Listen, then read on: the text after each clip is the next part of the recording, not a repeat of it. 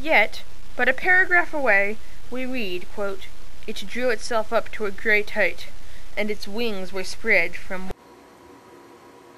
It says that? I haven't read the books in a while. That is my comment on that. Right there, it says that the Balrog has wings. I think it's pretty clear. Metaphor. It was a metaphor. Tolkien was an incredibly poetical British guy. I mean, you got to understand them. They have, I mean, how much poetry does the guy have in there?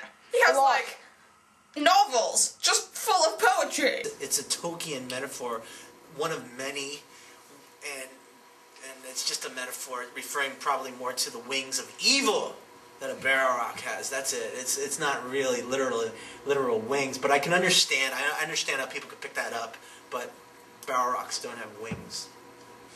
And so the second passage merely clarifies the fact that the Balrog did in fact have wings. Have you ever actually read The Lord of the Rings? No. If you look at Glorfindel's battle with the Balrog, you know, you realize that they're fighting on a mountaintop. Obviously, if you were fighting a winged creature, you would take out its wings first. You would try to disable it that much. So this would be why the Balrog fell during that battle. Why do people in movies give them wings? Well, because otherwise you'd have this little thing that looks like a lump of charcoal. I mean, it looked, literally, like something you would put on your grill. And so they had to give it wings, and little tusks, and the whip, to make sure you got the point that it was not just a lit on fire boulder that came rolling along suddenly. You know what I mean? This is referring to the Dagger Bragalak, the Battle of Sudden Flame. In front of that fire came Glaurung the Golden, father of dragons, in his full might, and in his train were Balrogs. Every time Glaurung ever comes forth, Glaurung flies, because he's a dragon. So when Glaurung flew, therefore to be in his train, these Balrogs most likely had wings themselves, they were airborne, they were following him, you know, so they were also flying.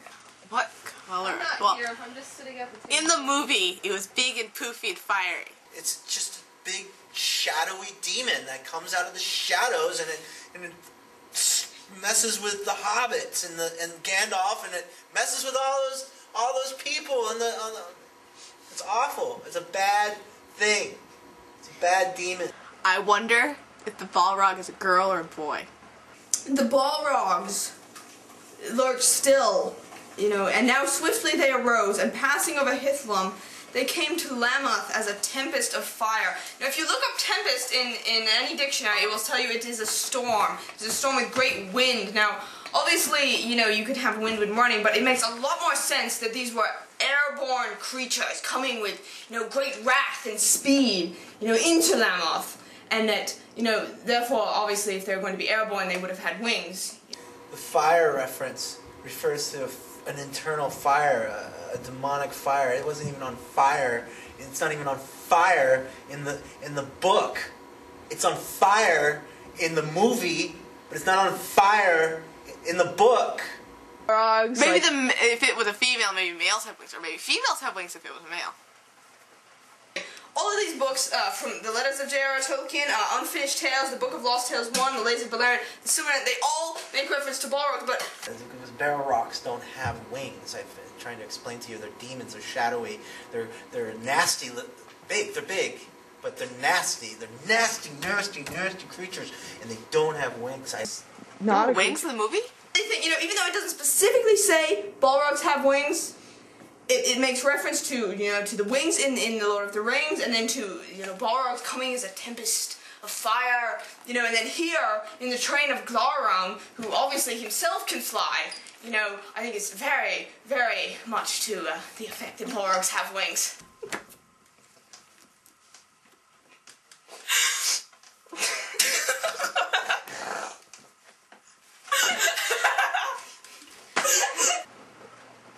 Why couldn't a big gust of wind just blow it out? Brought a diagram, if you look right there, I have a... Did someone tell you that Balrogs had wings? Maybe it has a dorky name or something, and which makes it so it doesn't want to fly. Maybe its name is Floppy or something. It doesn't want to live up to that name. Also, I think, if you notice, a lot of artists have portrayed Balrogs as having wings, so I think just the overall feel of a Balrog is one of a winged creature. Interview is done. Thank you for your time. Come on, mate. I love you. And so the debate rages on. Wings or no wings? A question which spans generations, over which tempers flare and passages are quoted, and a question which the world may never know the answer to. Thank you for watching this presentation. We hope you've enjoyed this lively conversation, and we hope you will continue to consider the Great Balrog Wing Debate.